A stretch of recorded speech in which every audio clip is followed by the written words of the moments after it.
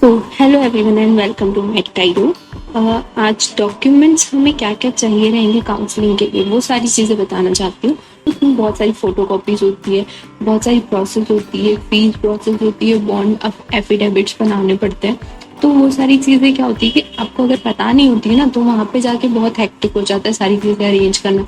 एक तो क्या होता है कि हाँ बहुत दूर से लाइक किसी किसी को कॉलेज 300 किलोमीटर्स 100 किलोमीटर्स एंड बहुत ज़्यादा ज़्यादा दूर हर किसी को कॉलेज उनके स्टेट में या उनकी सिटी में नहीं मिलता है। तो इस ये प्रोसेस फिर आपके लिए बहुत हेक्टिक हो जाती है। इसीलिए मैं आपको यहाँ पे कुछ डॉक्यूमेंट्स के बारे में बताऊंगी, कुछ नहीं मोस्टली जो मेरे काउंसलिंग के ड्यूरेशन में मुझे रिक्वायर्ड थी या मेरे भैया के काउंसलिंग में वो सारी चीज़ें बता दूंगी ताकि ये सब चीज़ें आपको ईजी हो जाए। यहाँ पे क्या हो रहा है कि मैं आपको डॉक्यूमेंट्स के बारे में बता रही हूँ, बट क्या होता है कहीं कहीं स्टेट्स में डॉक्यूमेंट्स वेरी कर जाते हैं और किसी किसी स्टेट्स की प्रोसेस अलग होती है, तो मे बी वो वेरी कर सकता है। बट ये जो है मैं मोस्टली आपको कौन से स्टेट का, मध्य प्रदेश के बारे में बताऊंगी, एमपी, क्योंकि मेरे भैया और मेरी काउंसलिंग एमपी में हुई है तो मोस्टली मैं आपको एमपी के बारे में बता सकती हूँ। दिस इज दस फॉर ब्रीफ ओवरव्यू। एक ये ओवरव्यू है, आप ऐसा नहीं सोचिए कि ये चीजें लगेगी या बिल्कुल यही है। हाँ लगती है, हमें जो लगी है वो यही है, बट हो सकता है कुछ चेंजेस हो जाए। और ये सिर्फ एक हेल्प करने के प्रोसेस से हुए कि स्टूडेंट जो रिसेंट अभी जूनियर्स आ रहे हैं, अभी जो 23 बैच आएगी उन बच्चों को हेल्प हो जाए थोड़ी सी। अब यहाँ पे मैं आपको ये सारी चीजें बताने वाली हूँ, डॉक्यूमेंट्स की लिस्ट की, डॉक्यूमेंट्स क्या क्या रिक्वायर्ड होंगे, ठीक है, प्लस फोटो कॉपीज कितनी रिक्वायर्ड होगी, बैंक की क्या क्या डिटेल चाहिए रहेगी, अपडेट्स क्या क्या रिक्वायर्ड होते हैं, करेक्शंस क्या क्या डॉक्यूमेंट्स में कराने पड़ते हैं, और थिंग्स टू चेक क्या क्या चीजें आपको चेक करनी पड़ेगी, ठीक है। तो डॉक्यूमेंट्स की लिस्ट तो मैं आपको फर्दर जो वीडियो है उसमें बता दूंगी। फोटो कॉपीज क्या होती है ना, इसलिए रिक्वायर्ड है कि हमारे जो ओरिजिनल डॉक्यूमेंट्स है वो कॉलेज में सबमिट हो जाते हैं, तो हमारे पास में कुछ ना रहे, इससे अच्छा हमें कुछ रखना रहता है। तो हम मेरे टाइम पे जो हमने करा था काउंसलिंग में, हमने 3 कलर प्रिंट निकाल लिए थे डॉक्यूमेंट्स के and 3 black and white prints निकाल लिए थे। तो क्या हुआ कि कुछ प्रिंट्स तो वहाँ पे सबमिट कर दिए थे, बट हमने एक सेट ऑफ कलर एंड एक set of black and white हमारे खुद के पास में रख लिया था फाइल बना के, क्योंकि डॉक्यूमेंट्स वहाँ पे सबमिट हो जाते हैं। फिर आपको अगर कभी किसी प्रोसेस में या आपके पेरेंट्स को कभी जरूरत पड़ती है तो वो वापस नहीं मिलते, मतलब उसकी एक प्रोसेस होती है, कॉलेज से चाहिए रहते हैं तो उसमें बहुत दिक्कत आती है। इससे अच्छा आप अपने डॉक्यूमेंट्स आपके पास में रखें, ठीक है। और दूसरी है कि जैसे लॉकडाउन के टाइम पे हुआ था, हमें डॉक्यूमेंट्स नहीं मिल पाए थे, तो हमें बहुत सारी प्रोसेस के थ्रू जाना पड़ा था, बहुत सारे स्टूडेंट्स को जाना पड़ा था। मेरे पास तो मेरे डॉक्यूमेंट्स थे तो मैं एक सेफ प्लेस में थी, तो आप अपनी फोटो कॉपीज बनवा दीजिएगा, ठीक है। बैंक की डिटेल्स, अब बैंक की डिटेल्स क्यों चाहिए रहती है, बैंक की डिटेल्स हर आपके पास इसीलिए होनी चाहिए क्योंकि आपके जो एफिडेविट है प्लस आपकी स्कूल कॉलेज की फीस रहेगी, आपके हॉस्टल की फीस रहेगी, वो आपको खुद सबमिट करनी रहती है। खुद सबमिट करनी रहती है तो उसके लिए आपको डीडी बनवानी पड़ती है। वहाँ पे डायरेक्ट पेमेंट नहीं होता है, कैश पेमेंट बहुत कम होता है, तो आपको डीडी बनवानी पड़ती है बैंक से। उसके लिए आपको चेकबुक चाहिए रहेगी, आपको आपकी पासबुक चाहिए रहेगी, मे बी एटीएम भी रिक्वायर्ड होता है, तो आपको ये सारी चीजें आपके पास में होनी चाहिए। Updates and correction in documents क्या होता है, जो जैसे आपका वो आधार कार्ड होगा वो आपका अपडेटेड होना चाहिए। अपडेटेड इन द सेंस उसमें सारी डिटेल्स जो है वो रिसेंट वाली होनी चाहिए। थिंग्स टू चेक चेक करनी पड़ती है, बहुत सारी चीजें हैं जो आपको चेक करनी है आपके जाने के पहले, ठीक है। सो आपका डाउट मे बी इस वीडियो से क्लियर हो जाए कि क्या क्या चीजें चाहिए रहेगी। सो देखो, सबसे पहले होता है कि आपको अलॉटमेंट लेटर, जो नीट में आपका अलॉटमेंट लेटर आएगा ना जब आपको कॉलेज मिलेगा, वो आपके पास में होना चाहिए, उसकी फोटो कॉपीज होनी चाहिए, नीट की मार्कशीट होनी चाहिए, जो आपका रिजल्ट आया है अभी रिसेंट में, वो सारी रिजल्ट आपको प्रिंट करवा के रखने हैं, आपको उसका पीडीएफ सेव करके रखना पड़ेगा ताकि आप उस टाइम पे प्रिंट निकलवा सकें, ठीक है। Admit card and roll number, तो आपका जो नीट का एडमिट कार्ड है उसका पीडीएफ या उसकी जो होगा वो आपको संभाल के रखना है, उसमें भी नीड्स रहेगी। फिर 10th की मार्कशीट आपको चाहिए रहती है, 12th की मार्कशीट चाहिए रहती है, और सर्टिफिकेट। अब क्या होता है सीबीएसई में तो आई डोंट थिंक कि सर्टिफिकेट मिलता है 10th का, सिर्फ मार्कशीट मिलती है, तो वो आपके पास में होनी चाहिए। 12th की मार्कशीट एंड सर्टिफिकेट आपके पास में होना चाहिए कि 12th में क्या मार्कशीट लगती है, क्या सर्टिफिकेट वो आपके पास में होना चाहिए। फिर एमपी बोनाफाइड रेसिडेंट, डोमिसाइल जो रहता है ये होता है डोमिसाइल सर्टिफिकेट कि आप कहाँ पे रहने वाले, तो वो आपके पास में होना चाहिए, ठीक है। इनकम सर्टिफिकेट, पेरेंट का जो इनकम सर्टिफिकेट होता है एक तहसील से बनता है, और फिर कुछ कुछ गवर्नमेंट सर्वेंट्स का तो उनके अथॉरिटी से भी बनता है। तो आपके पास में वो वाला होना चाहिए, ओरिजिनल वाला, ठीक है। और रिसेंट बना हुआ होना चाहिए, एक पुराना या 4-5 साल पुराना नहीं होना चाहिए, थोड़ा सा रिसेंट में होना चाहिए, 1-8 साल के अंदर वाला भी ऐसे चलता है, बट रिसेंट वाला होना चाहिए, ठीक है। आधार कार्ड, आधार कार्ड क्या होना चाहिए, अपडेटेड होना चाहिए। अपडेटेड इन द सेंस उसमें फोटो आपकी अपडेटेड होना चाहिए, रिसेंट वाली, number, mobile number, Gmail added होना चाहिए। मेरे टाइम पे मेरा आधार अपडेटेड नहीं था, मेरी फोटो नहीं थी, तो हमें अपडेट करवाना पड़ा था रिसेंट में। फिर कास्ट सर्टिफिकेट, अगर आप कास्ट लगती है, आपकी कैटेगरी लगती है, आपको कास्ट सर्टिफिकेट होना चाहिए। कास्ट सर्टिफिकेट में क्या होना चाहिए, वो जो हिंदी एंड इंग्लिश वाला नहीं आता जो रिसेंट में बन के आता है जिले से या वहाँ तहसील साइड से, वहाँ का बना हुआ होना चाहिए।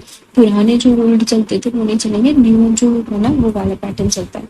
गैप सर्टिफिकेट, गैप सर्टिफिकेट होता है कि अपने अगर रिसेंट वो लेते हैं ना, ड्रॉप लेते हैं, तो उसमें गैप गैप का एफिडेविट बनता है, वो होना चाहिए। अब ये गैप का एफिडेविट आप कहाँ से बनवाएंगे, तो इसकी आपको चिंता करने की जरूरत नहीं है। ये वहीं पे आप चाहेंगे ना, आपको जो कॉलेज मिलेगा वहाँ पे कुछ ना कुछ एडवोकेट्स वगैरह बैठे हुए रहते हैं, तो वो आपको हेल्प करते हैं, आपके डॉक्यूमेंट्स, एफिडेविट्स, बॉन्ड्स एंड ये सब भर बना देते हैं। आपको उनको कैश प्रोवाइड करना पड़ता है, ठीक है, उसके बाद में हो जाता है। अब इसमें क्या क्या ध्यान रखना पड़ेगी, ये डॉक्यूमेंट्स की जो ध्यान रखने वाली चीज है, उसमें नेम होना चाहिए, आपका नाम सही होना चाहिए, certificate number and photo copies आपको पास होनी चाहिए। देखो नाम इन द सेंस क्या होता है कि कुछ कुछ लोगों का नाम ना किसी डॉक्यूमेंट में, जैसे उनका 10th की है, तो 10th में जैसे किसी ने लिखाया, जैसे मेरे भैया का नाम था अभिषेक, ठीक है, सिंह लिखता है वो, एंड सरनेम लिखता है। अब क्या होता है कि उसके कुछ डॉक्यूमेंट्स में सिंह था और कुछ डॉक्यूमेंट्स में सिंह नहीं था, तो हमें पूरे डॉक्यूमेंट्स में सिंह लगवाना, सिंह ऐड करवाना पड़ा, ठीक है। इसीलिए आपको सिंह ऐसे आपको ध्यान रखना पड़ेगा कि आपका नाम करेक्ट ऑर्डर में होना चाहिए, हर डॉक्यूमेंट में मैच करना चाहिए। Certificate number, certificate number is most compulsory. क्या हुआ था ना, मेरा टीसी जो है ना उसमें मेरे सर्टिफिकेट नंबर नहीं था, तो मुझे टीसी वापस से बनवा के लानी पड़ी थी।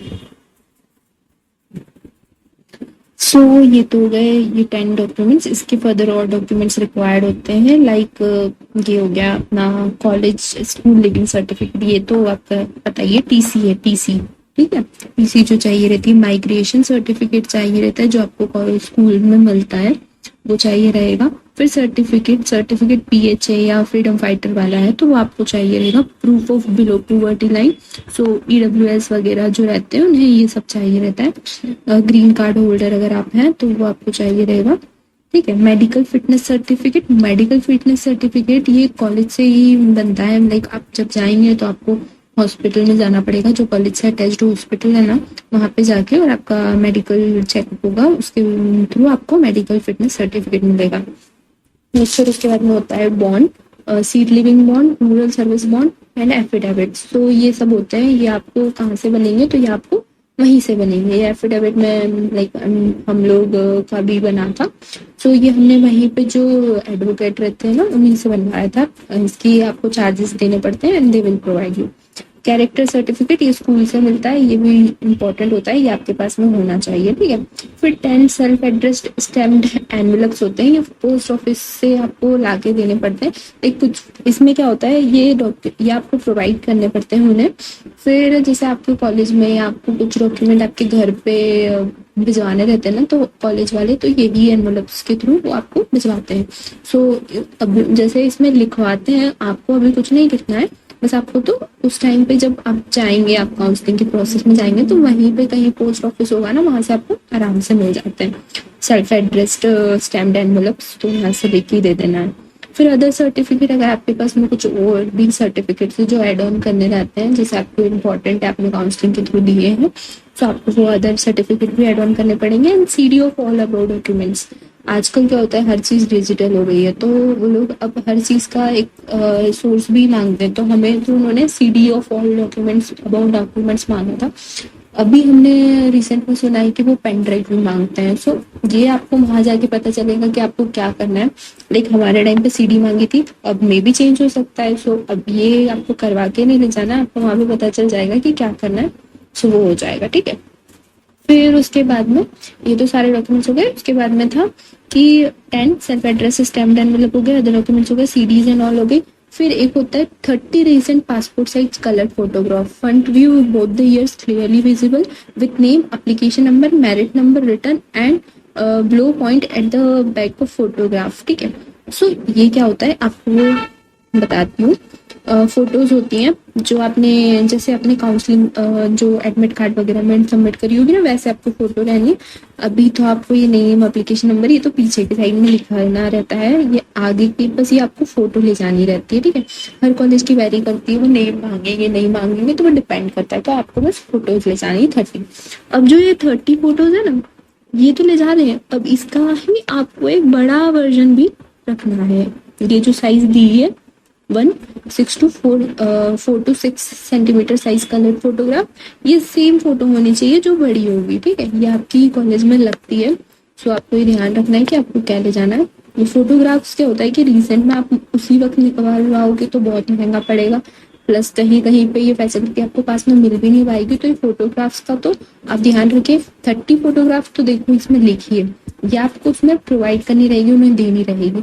लेकिन हो सकता है कि वो ना ज्यादा फोटोग्राफ भी लगती है, जैसे आप जब फॉर्म में फिल करोगे काउंसलिंग का फॉर्म, उसमें भी लगती है फोटोग्राफ, फिर वहाँ पे जो मेडिकल सर्टिफिकेट बनता है उसमें लगती है। तो मोस्टली आप 50 to 60 जो कॉपीज है ना फोटो की वो लेके जाए पासपोर्ट साइज, क्योंकि वहाँ पे आपको दूसरी सीटों में भी फोटोग्राफ्स लगेगी।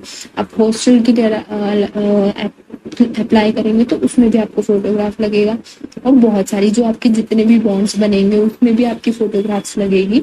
सो फोटोग्राफ्स आपके पास में ज्यादा होनी चाहिए। पासपोर्ट साइज एटलीस्ट आपके पास में 50 to 60 होनी चाहिए। ठीक है, फिर ये only photograph, photo should be same, photos एक जैसी होनी चाहिए। ऐसा ना है कि 10 फोटो अलग है, 20 फोटो अलग है और फोटोज अलग है। सारी फोटो जितनी सबमिट करोगे वो सारी सेम होनी चाहिए। एंड वो जो बड़ी फोटोज है ना वो भी सेम ही होनी चाहिए, वो डिफर नहीं करनी चाहिए। और बाकी तो ओनली फोटोज लिखना ले जाना है, इसमें लिखा हुआ है कि लिखो, पर ऐसा अभी लिख के मत ले जाना क्योंकि कॉलेज वाइज डिफर कर सकती है चीजें। ठीक है, फिर उसके बाद मैं अभी कॉलेज फीस के बारे में बताती हूँ, थोड़ी सी जितनी मुझे पता है, थोड़ी बहुत डिटेल्स वो बताती हूँ, बाकी ये तो कॉलेज कॉलेज पे डिफर करेगा। क्या होता है कॉलेज फीस होती है, कॉलेज फीस क्या होती है जो स्कॉलरशिप, अब कुछ लोग स्कॉलरशिप लेंगे, स्कॉलरशिप में पोस्ट मैट्रिक, कुछ की मुख्यमंत्री मेधावी जो एमपी में चल रही है वो भी लेते हैं। If no scholarship at college DD, तो देखो अगर आप स्कॉलरशिप ले रहे हो तो आपकी पोस्ट मैट्रिक वगैरह आ जाएगी, और इफ स्कॉलरशिप नहीं ले रहे हो तो फिर आपको कॉलेज की फीस डीडी के थ्रू भरनी रहती है। ठीक है, तो इसी कारण से आपको जो बैंक के डॉक्यूमेंट्स है ना वो लेके जाने पड़ेंगे। बैंक के डॉक्यूमेंट्स में बैंक की जो चेकबुक है, बैंक अकाउंट की रिलेटेड डिटेल्स है, बैंक अकाउंट से related details in the sense उसमें क्या क्या चीजें आ जाएगी आपकी। तो बैंक अकाउंट से रिलेटेड में चेकबुक हो गई फर्स्ट। ठीक है, फिर आपकी पासबुक, पासबुक के बाद में आपको क्या होता है जो एटीएम। ठीक है, फिर ये सारी चीज़ें आपके पास में होनी चाहिए अच्छे से, और भी कुछ अगर आपके पास में है बैंक से रिलेटेड तो वो सारे डॉक्यूमेंट्स होने चाहिए। अब इसके बाद में अपन आ गए फीस का। ठीक है, अब मैंने बोला कॉलेज फीस, तो अब ये डिफर करती है। देखो कॉलेज मतलब ये कॉलेज है यूनिवर्सिटी की फीस, ये होती है यूनिवर्सिटी की फीस। ठीक है, कॉलेज नहीं है, यूनिवर्सिटी की फीस है, ये कॉलेज में फिल करनी रहती है। बट हाँ ये जो फीस है ना स्कॉलरशिप वगैरह वाली, ये आपको यूनिवर्सिटी की फीस दे, मतलब ये यूनिवर्सिटी की फ़ीस कहलाती है। देखो अब फीस क्या होती है, फीस वहाँ पे कॉलेज में 3 तरह से मिलेगी, एक होगी कॉलेज फीस, एक यूनिवर्सिटी फ़ीस और एक हॉस्टल फ़ीस। अब कॉलेज की अपनी फ़ीस होती है, कॉलेज फ़ीस में इंक्लूडेड होता है लाइब्रेरी चार्ज इंक्लूडेड होता है, कॉशन मनी होती है, फिर पार्किंग चार्जेस एंड ऑल जो भी वहाँ के छोटे मोटे चार्जेस हैं वो सारे कॉलेज फ़ीस में आते हैं। University fees in the sense tuition fees होती है ना, ट्यूशन फ़ीस बोलते हैं ना, वो यूनिवर्सिटी फ़ीस होती है। तो ये जो है आपकी यूनिवर्सिटी फ़ीस है ना, यही पोस्ट मैट्रिक में कवर होगी।